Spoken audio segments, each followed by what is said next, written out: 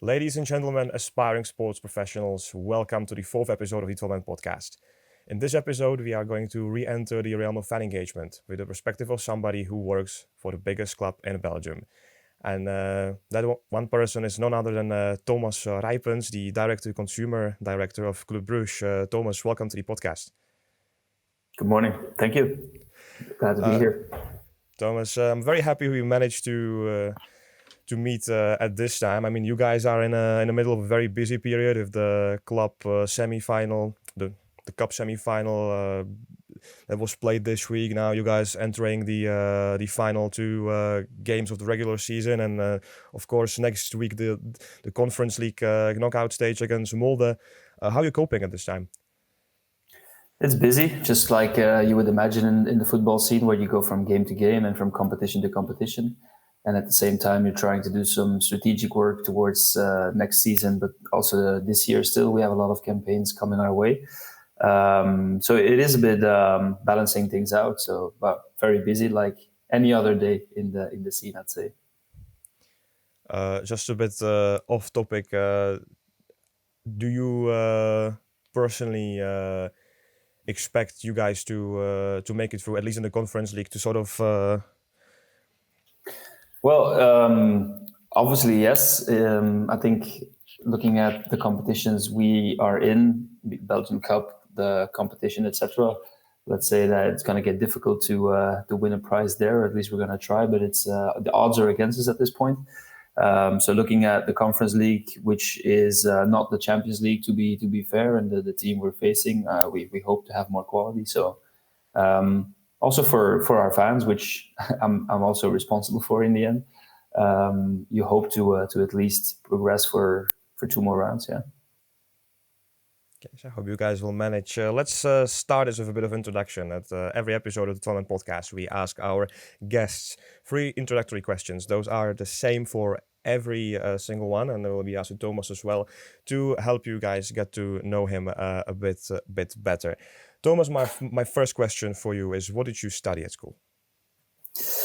Let's say when I was really young, at the age of 14, 15, I studied economics and languages. But once I ended up in the higher ends of my school career, I decided to go for communication management, where at that point I still had the idea of becoming a public relations person, which helped me with my languages, but also in the way I hope to communicate with people. But it's actually during that time that I also got bitten by the virus, which is design. So after that study, I decided to still progress in the design scene, where mainly graphic design, but also digital product design and web development was part of the curriculum. And that really struck me. And that's also where I decided to start my career at. So design mainly. And I've been doing that next to my studies as well. I started a mini company right after school to really try things out as well. Yeah. Your degree is in the bachelor's? Yeah, both of them are bachelors. Yeah. Okay. You already kind of touched the second question. What was your first job you worked?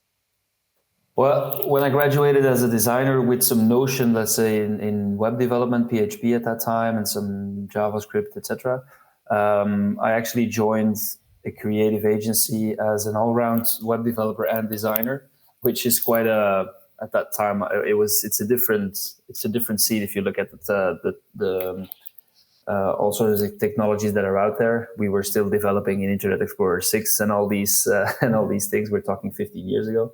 But web development was my main first thing I did in combination with design. Did that for about 4 years.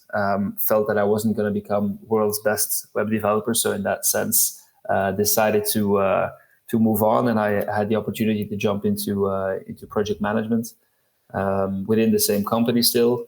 Really trying to do the budgets of these web development projects, to really steer the teams who needed to develop and design.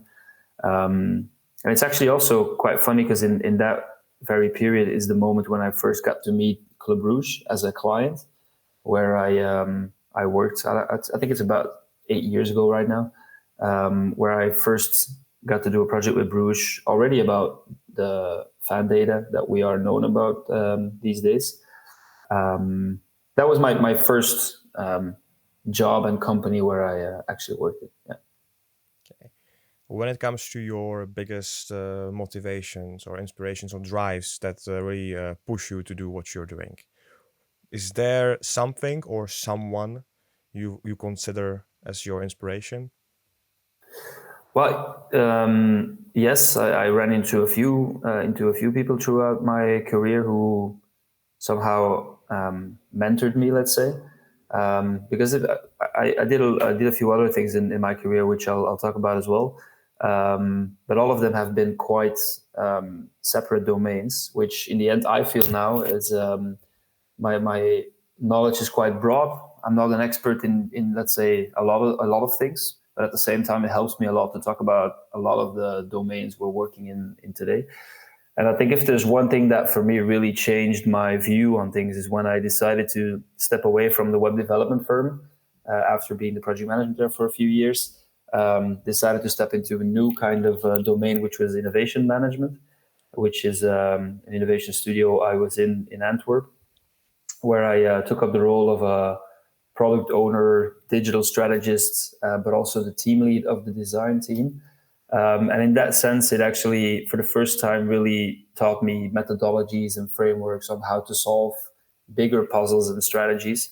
And that's something that really clicked in some way. Because before, in the beginning of my career, we were just building whatever the client was asking. And we were like, build us this website, build us this app. And we were no questions asked.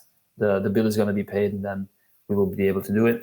But if you looked at the why you're building something is so massively important also in my job today. That's what I really learned in that innovation scene. It was kind of a world that opened up for me. And within that same company, I was able to make the jump towards operations lead from the entire company, meaning that we would streamline efficiency of designers, of innovation strategists, and so on. And at the same time, and that's right before I joined Bruges, I also started my own startup, which is also sitting in the sports tech scene. So sports hasn't been very far. I've been playing myself for over 30 years. I already touched upon it in consultancy with Bruges. At the same time, started the startup.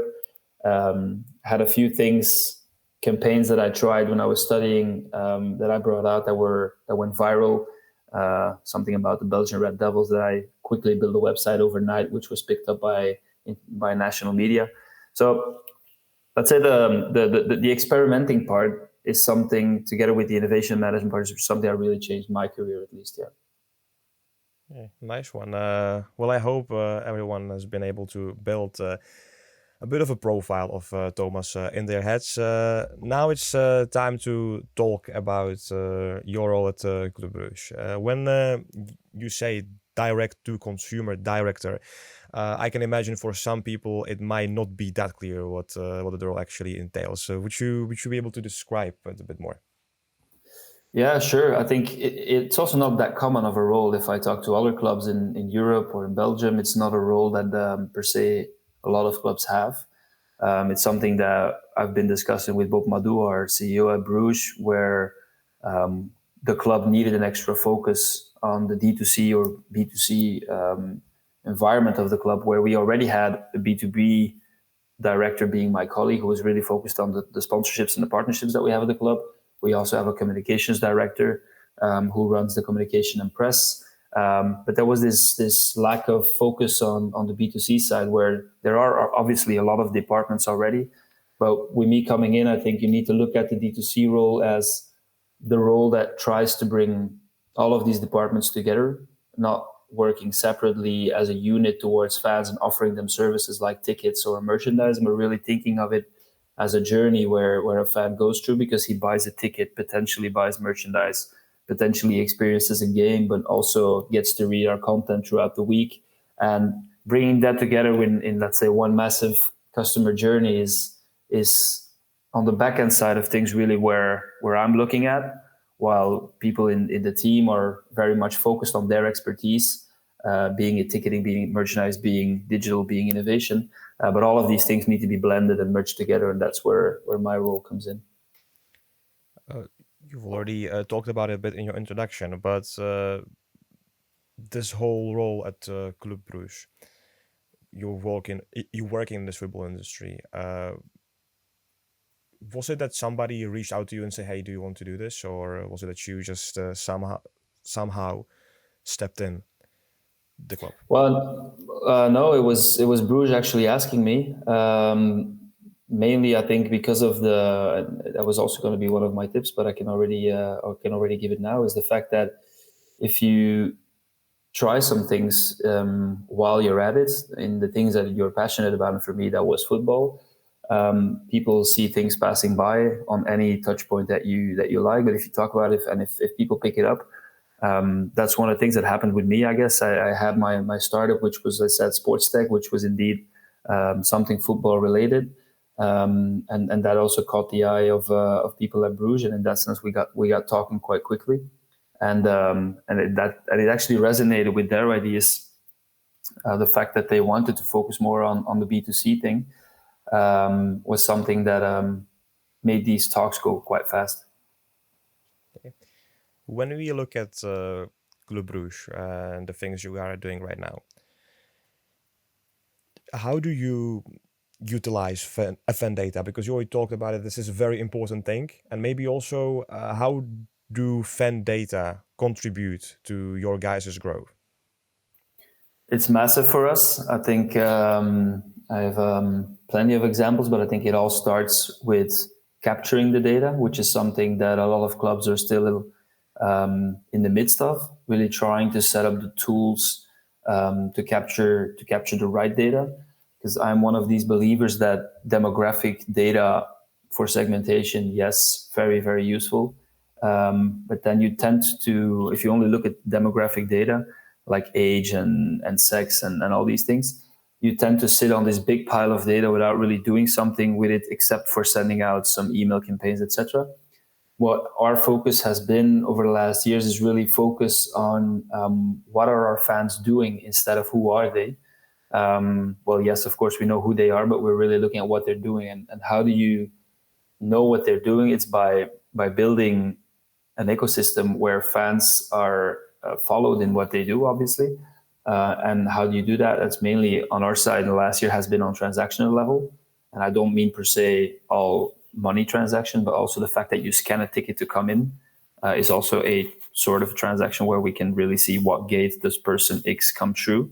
But in the end, if he passes through gate X, but he needs to walk towards seat number Y, which is, I don't know, further away than you would expect, then what's the behavior behind, or the thinking behind him going through that specific gate? Or if someone is sitting in block west, but he goes all the way to block south to get a drink, this gives us patterns, and lets us see that, for example, he found a way to get a quicker beer than someone else, or the bar where he's at in his stand is something where he's not able to get a beer because it's too busy.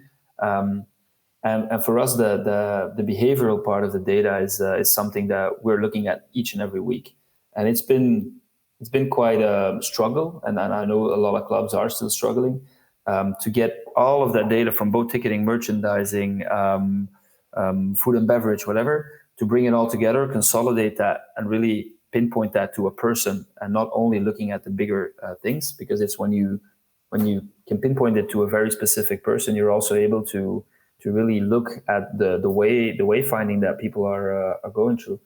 And that is something that for us has been massive, because every other week when we play at home, an hour after the game, we have a full match report that runs automatically out of our systems. It's been sent to all the right people within the club, and everyone makes their own assumptions for one, but also their conclusions based on what we've seen in the data. And then for me, that's very very fan related, obviously, and it's also sales driven. It's also on attendance driven, etc. And it lets us conclude and make assumptions on what our next projects need to be, so that we can really do the projects that we feel are based on data. How do you measure those data? Because obviously there are certain frameworks when it comes to measuring customer relations. You have the service quality framework, the Circle. There is also that framework is also updated to team sports, a team call, or you have of course indexes and scores like the NPS, the Net Promoter Score. Do you guys utilize any of that? Have you built maybe your own framework to measure fan data? Well, the MPS is still something we're working on because it's one thing that is quite tricky within a football scene is that you communicate a lot to fans. You have marketing campaigns, you have things about their tickets, you have social media. There's communities all over the place, and we tend to sometimes get feedback that we communicate quite a lot. So the trying to capture them to give feedback is quite still a different task you're asking from your fans.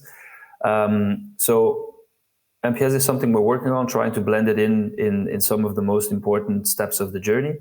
What we're mainly focused on is an RFM model, which is a recency frequency monetary model, which actually gives us scores on when has a fan been active most recently, how frequent has he been active, and how many has or how much has he been spending, and that can go in various ways. Because for one, you could ask yourself the question, obviously, when did he buy the last shirt, for example? But it's also about when did he come to the game the last time, or when did he log in the last time in the app, or and then there's very broad ways in going in that direction. But having that model really gives us a segmentation, not only on a demographic level, but really on a behavioral level. How engaged is he on us on recency, frequency, monetary, and that is something that for us as and is still, because we are still continuously working on the model to keep it improving. But if you know that you have sleepers and you know that you have other categories of fans, you can really send them the right message based on where they are at in their journey, because you're not sending the same message to a sleeper than to one of your top performers, from a fan's perspective. The top performers you also, for example, want to reward while you want to wake up the sleepers. That has been a big one for us. When I was preparing for this episode, I found you guys are quite the pioneers when it comes to new projects, when it comes to fan engagement. I found out about a club ID concept, which sounded looked very interesting to me, because it's club ID isn't only just a club card that you would use to buy tickets and buy merchandise. It's a whole ecosystem as as a whole. Would you mind briefly explaining the whole idea behind Club ID? Yeah, so the Club ID is actually a membership, and again, also that is constantly evolving based on feedback that we are receiving. But it is indeed an ecosystem, not as much than just simply a payment card. Today, the Club ID is a membership that every season ticket holder buys together with his season ticket, and other fans can buy it as well because it has a few benefits. A few things are, for example, priority on European sales. You get priority. You can also use it as an access card. You can use it as a payment card today, which will be evolving in the coming months as well. You get cashback, which is quite a big one, because for every transaction you do within the club, you get 5% on every transaction we push back to your card in a cashback, which means that if you buy 4 beers, you can get 5% of those 4 beers back into your account, which you can then respend somewhere else. So that is parts of those advantages. You also, with the card now, have access to every youth game. Well, I mean the second team game, which they play also in the second division. You have access to all the women's games. So there's a few things that are in that membership. And what we're trying to do is really build a very big advantage scale for these memberships, because we're in the very left side of the country, very close to the ocean, while the rest of the country also has Club Brugge fans. And you don't only want to reward people within a membership that are within the stadium walls, you also want to have digital rewards as well. So you also have discounts in the merchandise shop, for example, which you can buy online. That's the Club ID membership. But last year we've evolved that quite massively, I think, because if the membership, the one that we now have, is the one that goes quite horizontal and quite broad to have advantages for everyone in the country that is a Club Brugge fan, you also want to reward the ones that are coming to your stadium each and every week, who we think are also very loyal. That's why we invented the golden membership, which is a membership that you can only earn and you cannot pay for it. And that is a big difference than you would see at any other membership scheme that's out there today. you can only become a golden member at Bruges if you come to 90% of your games that you can attend with your season ticket, which means 13 out of 15 games this year you had to attend. If you weren't able to attend, you could give away your ticket to the market, which we can then resell. And that would also count as a streak. But if you would be able to get that streak completed, that's when you become a gold member. So we're actually asking the simplest task to a fan is you've paid for your season ticket quite some money, we know. So please come to the stadium or give it to someone who can come, and get rewarded by golden membership. And within that golden membership, we are now going towards our last home game. So we're quite sure about how many golden members we will have in the coming year. And they will get another 5% cashback on their season ticket price, which is quite a discount on that big of a number. You will also have birthday drinks. There will be some very unique experiences like sideline experiences. Get the chance to give the kickoff to a game, like things that a regular fan wouldn't be able to do, and that has really triggered people to really come to the games and become a gold member. So in that sense, I think it's indeed broader than a regular membership scheme. Now it sounds like a very nice money can't buy type of an experience. We've Now that you've talked about all the initiatives you guys do, let's connect it maybe to one of the biggest revenue stream of a football club, which is the match day revenue. How do your all this fan data collection and mapping that journey of a football fan? Would you say it was you guys were able to optimize your match day revenue because based on these data?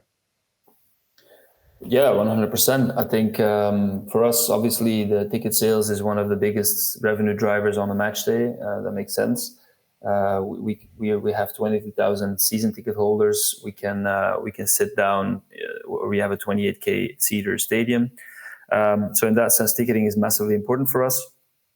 But if you look at food and beverage, if you look at merchandise, those are actually collateral revenues that follow after ticketing, because the more people you have in the stadium and have in attendance, the more people will buy merchandise and food and beverage.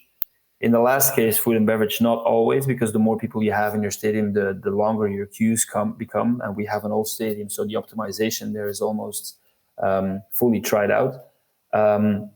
But for example, to give you one very specific example, what we've tried over the last season or the current season as well is based on the data that we were seeing, is that we saw that a lot of people came in and then after the game went out without really making a merchandise purchase, for example. And then you can question, or our collections are not really for them, or they feel that the shop is too crowded, or there's a lot of reasons why people wouldn't be buying merchandise, for one.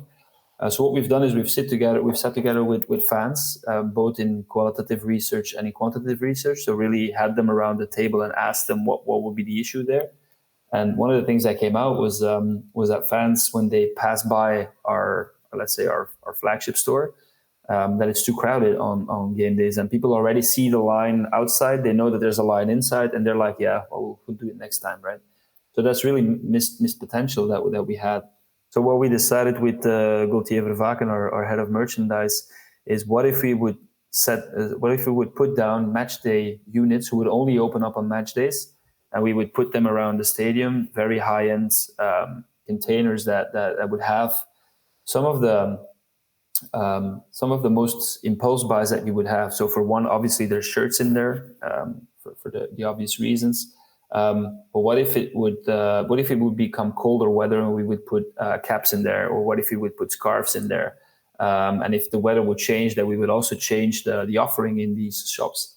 And that has, for us, I can't really show at this point, but if you look at the data, obviously, again, the data, you would look at the amount of transactions and money spent within those matchday units. They obviously go up because when people see a scarf when it's cold, they obviously make the link, and they prefer a scarf over something else, which would be a summer item, for example. So giving them more opportunity to buy, and at the same time giving them more dynamic products within the shop, because every other week these items change as well, which means that they have a reason to go in these smaller shops as well and see what's out there here today without having the queues. So the data for us is is again something very, very big. And me myself, I try and look for these patterns every other week within the data, so that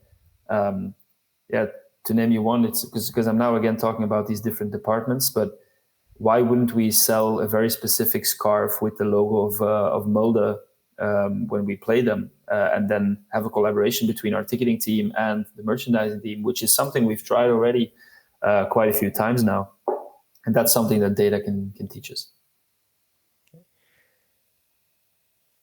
Let's maybe jump to your personal favorites of your career. You've worked on many campaigns. Do you have any memorable moment from your so far career at Club Brugge? It's really like, wow, I really enjoy working on that thing. Well, I'm nearly 2 years at the club, so there's only, let's say, a few pinnacle projects that we've been able to really accomplish and also see the data from it, because you can do cool campaigns and sometimes they also don't give you the results that you want. But I think the golden membership is one, and in let's 2 weeks we will know what the effect has been on the 22,000 season ticket holders and how many are now golden members as of next season, and that will be already that will already give us a good look in how successful that campaign has been. But I can already announce that it will be a successful campaign. The numbers are quite good, but we will be sending out gold cards as well in the coming months to fans who became gold members as well. So that is for sure one. I think one of the things that we did last year and that got quite some attention was the Farmers for Farmers campaign, which was a collaboration between our internal club media house that we have, which does the production of a lot of video content, images, etc., and an external strategic brand agency that we work with as well. And to just give you a quick background on that is, and I think how big it is for the community of Club Brugge fans. In an economic climate that we are in today, it's very difficult for farmers to survive, let's say. And because we're in this agricultural area of the country, the other fans of the country from other teams, they call us the farmers, if I can say it in English, which was a demeaning name over the last years, and it's actually a name that, from a brand perspective, we've claimed over the last year. So the fans, our own fans, are now calling themselves the farmers, and they took peace with that name. So if you have both the real farmers out there who are struggling to survive on the economical level, and you have the Club Brugge farmers, why wouldn't we work together and let the real farmers benefit from that? So that's when we made up a campaign, which was Farmers for Farmers, which actually let us create a new merchandising item, which was a vegetable box, which we really sold in our web shop. And that vegetable box was grown with local farmers around 12 kilometers around the stadium, and they filled up that box with their vegetables and fruits and so on. And fans could buy that box for 15 euros. And actually that revenue went back to obviously the farmers, because they were able to sell their products. And in that sense, our own farmers, being the fans, were able to help the local farmers, which was, I think, a very, very nice campaign, which was also picked up by the creative world and got some awards, etc. So that was really something that, I don't know, it filled the heart in a way, because I think that's a good example of something that also reaches the surface. And because I'm mainly looking into how can we productize things and how can we do service design, etc. But doing that experiential marketing together with the team that we have is, I think, is very, very rewarding. Super nice to hear. Thomas, let's wrap up with our signature question that we ask to everyone, and that signature question is, I'm sure that our fans who listen to every podcast already know what I'm about to ask. Thomas, what kind of advice would you give to people who are trying to enter the sports industry? A very good one. I don't know if there's one very specific answer, because I think from every person you will have on this podcast, you will get different answers based on the background they have. For me, it wasn't the goal per se. I've also had affinity with football all my life. So in a way, the fact that I'm here now really, in a way, really makes sense. But what I think did it for me was the fact that I gained experience in different sectors, which in the end turned out to be the right ones to now try to improve fan engagement. So what I'm actually saying is that what I would do if I would do it all again is I would still choose an expertise. For me, that was web development and design. But if you're in finance or if you're in legal or whatever, really go into that expertise for a few years and don't mind. Because if you start from an expertise, but you then grow into a T-shaped profile who's interested in everything, like budgets, like communication skills, like strategy, etc. If you come from an expertise, you become a T-shaped profile. I think you're also gaining management skills, but you can still resonate with all of the people you work with. Because, for example, today, even though I don't develop myself, even though I don't design myself, even though I don't run all the budgets from, for example, merchandise and ticketing, I do have background in all of these things, which means that I can still talk to our CTO and come across as someone who really knows what development is, and then you still have the respect from that person. And that is something I think is, for me, played a big role, because you could also start in your 20s and immediately go into the social media branch of the club, for example, which will turn out to be a good choice as well, if that's what you aim for. But for me, it was more. I waited a bit longer. I was 34 when I joined the club, let's say, but then also was able to join in with a very specific expertise already. So that is something that's a choice you have to make. What I do think that you need, and everyone in a club needs, aside from expertise, are very specific soft skills, because a club is something where there's a lot of, and not in every club there's a lot of people, but there's a lot of people who have different backgrounds, because there's a lot that a club needs to do to run a match day, to do strategic work, etc. So having empathy for each other's work and understanding that the ticketing office has very specific rush hours, and that the web shop and the people who work in the web shop also work in the weekends, and having empathy for and understanding what these people bring across every day is something important. I think a club also has very different levels of seniority. You have directors and the board and then the CEO, but you also have people indeed who are just coming off school and trying to do their first work experience. So understanding how you lobby your way in to have both the needs from people who just started towards and getting them done by and getting them approved by CEO is something that I think you need lobbying skills for as well. And then one tip: don't stay away from true innovation. I think for me that's the one, as I said in the very beginning, it's something that really changed my view.